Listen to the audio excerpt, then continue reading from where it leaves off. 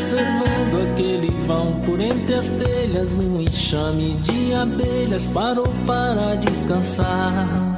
Me deu vontade de contar como é que eu faço quando me bate um cansaço e eu paro pra aliviar. Eu chegava lá às vezes e não tinha quem abrisse a porta pra mim, aí eu tinha que voltar. Esse outro aqui também era muito longe. Então, eu mesmo criar foi descartado. Aí, eu conheci um senhor na internet. Não, eu não conheci, eu vi um vídeo dele. Que ele fazia mais ou menos o que eu faço hoje. Então, ele me inspirou a fazer isso. Bom, em 2018, eu achei que eu deveria criar... Não, em 2017. Eu acho, assim, no final de 2017, eu achei que eu deveria ter uma marca que destacasse o produto que eu estava vendendo, que era o mel de urussu amarela e urussu cinzenta. Aí eu pensei assim, o que eu posso fazer para destacar esse produto que é só aqui do Pará? Porque eu não compro mel de outros locais, eu só estou pensando em comprar mel aqui, da minha região. Aí eu pensei nesse nome, Nativas do Pará. Aí eu bolei esse layout aí. E essas duas abelhinhas aí, elas não foi eu que criei. Eu acho que todo mundo deve conhecer isso aí. Foi um rapaz aí que também é meliponicultor. Ele criou esses cartoons aí de abelha. Aí eu negociei com ele a possibilidade de eu usar essas abelhas aí de forma comercial, e a gente chegou num acerto e eu paguei ele. E a partir daí eu passei a incorporar essas abelhas ao meu logo. Ficou um negócio até que simpático.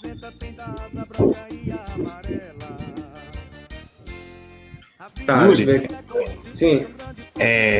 Ficou um pouquinho na dúvida. Você falou sobre a espuma, né? A eliminação da espuma. Foi por decantação, né? Você conseguiu fazer a retirada do mel por debaixo do balde e a espuma conseguiu isolar a espuma do líquido. Não foi dessa forma, né? Porque as pessoas não entenderam muito bem. Então a espuma fica toda na superfície e o mel sai limpinho por baixo pela torneira. É um processo parecido com o que se faz com a ápice também, né? Foi tirando por baixo e a sujeira ou a espuma boiou. Respondido, galera? E qual o destino da espuma? O que você faz com ela depois? Olha, na época eu pegava essa espuma e misturava no xarope para dar para as abelhas. Uhum. Interessante porque ela tem as leveduras do mel. Isso. Só que aí depois, hoje em dia, eu não faço mais isso. Sabe o que eu faço com a espuma? Eu como. Tá. E outra pergunta, o tempo de maturação médio, porque a gente sabe que a maturação ela oscila de acordo com a levedura presente naquela caixa ou naquele ambiente. E qual é o tempo médio de maturação? Pois é, na época eu não sabia. Então eu achava que iria ser entre 3 meses e 6 meses. Mas, na verdade, o mel de urussu cinzenta, ele fermenta até mais ou menos 5 meses. Depois ele para com a fermentação. Já o mel de urussu amarela, ele demora menos. Com 4 meses ele já está parando. Valeu. Mais alguma esclarecido, galera? Porque saiu a pergunta e já estou fazendo logo para esclarecer a dúvida da galera. Mais alguma pergunta? Pode continuar.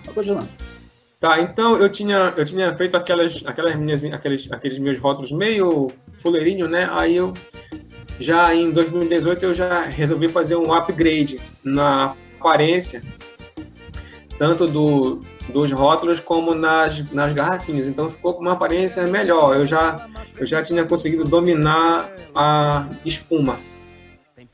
E eu consegui umas garrafas mais bonitinhas, né? Então essa aqui é uma propaganda minha de 2018, já com a minha marca é uma marca registrada que eu registrei, é uma marca que eu registrei no INPE, que é o Instituto Nacional de Propriedade Industrial, e eu paguei caro, não foi barato esse registro. Ele, desde o início até o fim, ele demorou mais ou menos 6 meses, e eu paguei, se eu não me engano, foi uns entre 400 e 600 reais para registrar a marca. Aí até que o visual deu uma melhorada. Aí então não tinha dado certo aquela minha situação de eu criar as abelhas, então eu resolvi fazer com aquele senhor que eu conheci no YouTube. Caso alguém queira pesquisar aí, o nome dele é Paulo Menezes. Ele é de Mossoró, eu acho que é Rio Grande do Norte. Então ele fez uma coisa mais ou menos como o que eu resolvi fazer, que foi o seguinte: bom, como não dá certo eu criar abelha, eu posso fazer de um outro modo. Eu posso procurar um local, procurar pessoas que moram nesse local aonde ocorra as abelhas, que são as urussus, e eu posso tentar conversar com essas pessoas para ver se elas aceitam criar as abelhas para mim. Então, em vez de eu criar, eu vou recrutar alguém para criar para mim. E foi isso que eu comecei a fazer no município de São Caetano de Odivelas, que fica a 100 quilômetros de Belém. Lá eu soube que é um local de ocorrência dessas abelhas, das urussus, tanto a cinzenta quanto a amarela. Lá é uma área de mangue e várzea. Então, ambiente perfeito para as urussus. Aí lá eu consegui, entre 2018 e 2019, eu consegui 5 locais para colocar essas abelhas. Nessa época eu estava comprando abelha adoidado, né? Porque 5 locais você vai ter que ter muita abelha para levar para todo esse pessoal. Mas como foi que eu fiz isso aí? Eu não dei nada para eles, eu apenas emprestei. O nosso acordo é assim: olha, tu tá aqui nessa tua área, tu queres ganhar uma renda extra aqui, uma venda de mel de urussu, eu posso te fornecer emprestado tudo que tu vai precisar para que tu consiga criar essas abelhas, e quando chegar a época da safra, tu vai me vender o mel dela e eu vou te comprar. Então, eu consegui 5 pessoas dentro desse acordo que aceitaram. Só que eu também tive outras dificuldades aí que não foram fáceis e também não estão sendo fáceis. Deu para entender até agora aí qual foi o meu método? Reforçando, você emprestou as abelhas para que as pessoas tomassem conta, produzissem o mel, e você garantia a compra do mel produzido pelas abelhas, sendo que as pessoas não investiam nada em compra de abelha e insumo. Você que fornecia tudo, não é isso? Isso, então deixa eu deixar mais claro. Eu forneço para a pessoa tudo que ela vai precisar. As abelhas, o meliponário, as ferramentas, o chapéu para ela usar, que é com a tela, e dou o treinamento. Então, tudo isso aí ela recebe, e ela só vai entrar lá com o terreno e a mão de obra dela. Ela não vai, o custo dela vai ser 0. E eu também dou o açúcar para ela fazer o xarope no inverno. Então, a pessoa vai ter o custo 0, todo o custo e o risco vai ser meu.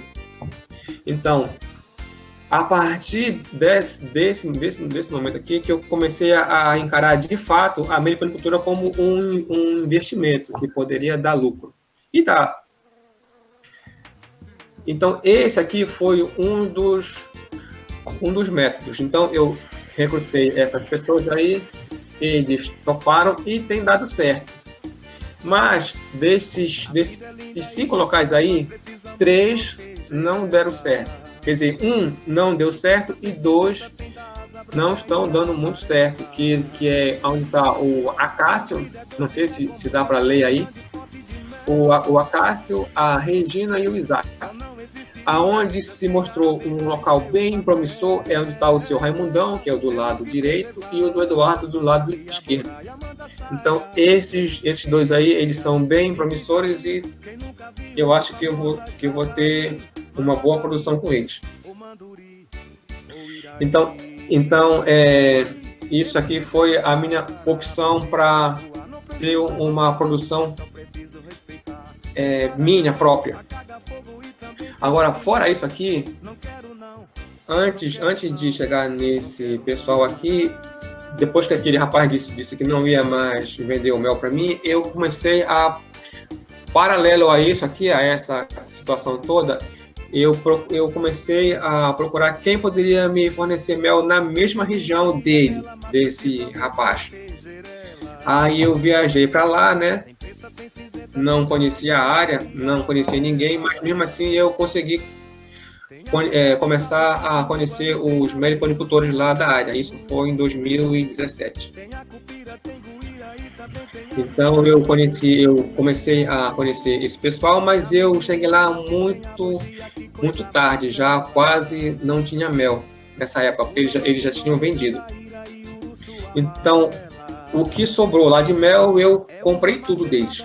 Aí eu falei, olha, bora fechar aqui uma parceria para o ano. Na próxima safra, eu garanto vir aqui com vocês e comprar toda a produção. O que vocês produzirem, eu vou comprar tudo. Aí tá, eles toparam e quando foi no ano de 2018, aí eu fui lá com eles, marquei o horário e cumpri com a minha palavra. Comprei todo o mel do ano deles, deu mais ou menos 400 litros. Mel de uruçu cinzenta e uruçu amarela. Não foi 400, não, foi 500 litros. Aí mais um pouco de mel de lápis.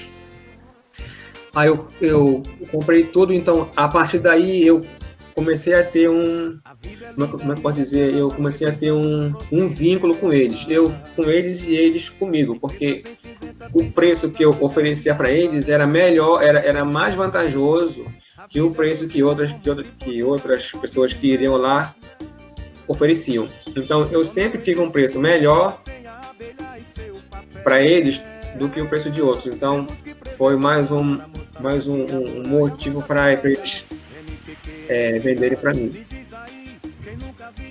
Bom, eu já estou falando de muito, eu estou com um pouquinho. Yuri, então você tem 2 frentes, né? Que é essa proposta que você faz de ceder todo o equipamento, abelhas, meliponário, e a outra é a compra quase que prévia da produção de alguns produtores que estão espalhados na região, não é isso? Isso, é na região de Tracuateua, o município de Tracuateua.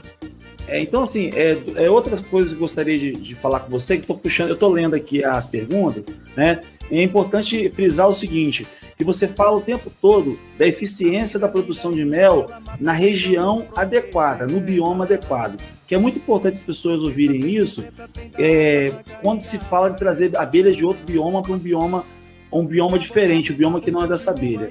Então é perceptível que a abelha dentro do bioma próprio tem uma produção muito boa, né? É legal você falar sobre isso. E aí, falando do mel, para não perder pergunta, se tiver algumas perguntas assim, sobre como controlar a fermentação, né? Se a fermentação era a frio, ou se era a fermentação controlada, ou era no clima, no tempo ambiente, né? E aí a pergunta é como que você sabia que a fermentação estava fechada, estava terminada? Uma outra pergunta é do João Luiz sobre a pasteurização, né? Ele falou que pensou em fazer pasteurizar antes de maturar. Pelo que a gente estuda já, João, quando você pasteuriza, você vai matar as leveduras e os micro-organismos nativos do mel. Então, você pode ter uma fermentação causada por um outro tipo de levedura e bactéria, né? Então, é melhor não pasteurizar, é melhor, então, fermentar de vez. Yuri saiu da reunião, mas vai voltar, hein?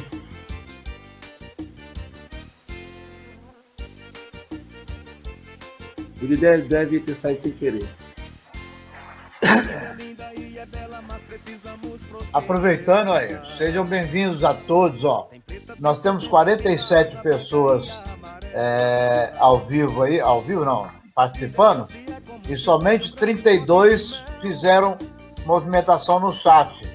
Então nós temos aí algumas pessoas que não vão participar do sorteio, tá? Lembre-se que só quem vai participar do chat, pelo menos com uma boa noite, para poder concorrer ao sorteio, hein?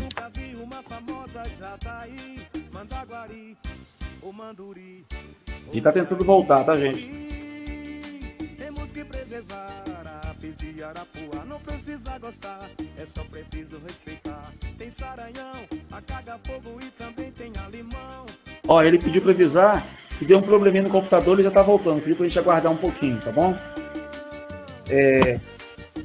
João, o que a gente tem acompanhado de maturação, né, sobre pasteurizar, quando você pasteuriza, você perde muita coisa, né, do mel. E pasteurizar e depois maturar, você, como eu falei, você corre o risco de estar maturando com uma levedura que não é levedura nativa daquele mel ou daquela abelha. Pergunta a ele, por favor, se ele não apresenta às pessoas as plantas ótimas para as abelhas. Teria que apresentar também, dar uma relação de plantas. Eu acho que isso seria muito interessante, fazer com que as pessoas da parceria pudessem começar a fazer um plantio. Atenção, porque cada uma iniciativa. Cecília, lá são diferentes. Cecília, eu tive a conversa prévia com ele, né? E ele falou que a produtividade maior foi em áreas de matas e áreas de bioma preservado, não em área de plantio feito, tá? São de áreas de mata, foram mais eficientes, matas e várzeas. Tudo bem, porque alimentar as abelhas não vai ser um mel adequado para consumo de pessoas, de venda. É a minha opinião, né? Mas você ouviu parcialmente a informação. A alimentação utilizada no inverno, como se faz a nível de produção de mel, ela é usada, né? Ela se usa no inverno e suspende a alimentação para retornar com a alimentação ao término do inverno, para suspender a alimentação ao término do inverno. Essa é uma prática comum, não dizer que é ideal, mas essa alimentação não é dada para a produção de mel a ser vendido. Tudo bem. Pela doutora Gena, ela diz que a abelha fica 6 meses com aquele açúcar que a gente dá de alimentação. Temos que preservar a pes e arapuá. Não precisa gostar, é só preciso respeitar. Tem saranhão, acaga fogo e também tem alimão. Boa noite.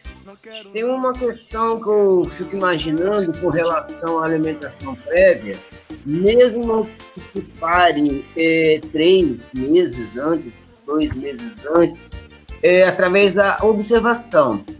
Durante a pré-florada, no nosso caso aqui, no nosso inverno, né, a gente pode observar que os discos de posturas ficam estreitos e as abelhas colocam bastante potes de mel ao redor dos discos, até para promover um aquecimento do enxame, ok? À medida que o calor vai chegando, a florada vai chegando, a parte dessa questão que foi colocada aí, da colocação da doutora Gena, a gente pode observar que os discos passam a ser largos, né? Às vezes ocupam toda a área da alça e aquele mel foi consumido, eu entendo que não. Eu entendo que aquele xarope que está lá, possivelmente, né, reforço aqui o termo possivelmente, eu gostaria de ver estudos a esse respeito que eu não conheço, elas tendem a subir com esse mel para a melgueira e desocupando o espaço nas alças para poder crescer, já que elas têm entrada de pólen para aumentar essa postura. Então, eu imagino, apenas imaginando, né, que é possível que elas subam com esse mel e a gente pense de boa fé que está tendo um mel 100% de néctar e, na verdade, parte daquele mel ali é o mel que estava embaixo da alimentação artificial que elas subiram. Né? Não tenho certeza, é uma possibilidade que eu vejo concreta. Yuri, pode retornar? Pode retornar, Yuri. Pode abrir seu microfone, Yuri. Tá, eu apanhei, olha, a minha esposa ou minha filha tirou o computador da tomada e não me avisou. Aí desligou tudo aqui. Acabou a bateria e desligou. Tá? Aí só voltar à pergunta, né? A respeito da fermentação, se é controlado ou não. E se você já fez alguma vez a pasteurização antes de maturar o mel, ou se você acha que vale a pena, você conhece alguma coisa a respeito disso? Olha, pera lá. Bora responder primeiro aquilo que tu estava falando antes de cair aqui sobre criar no lugar certo. Lembra? Isso aí, pode falar.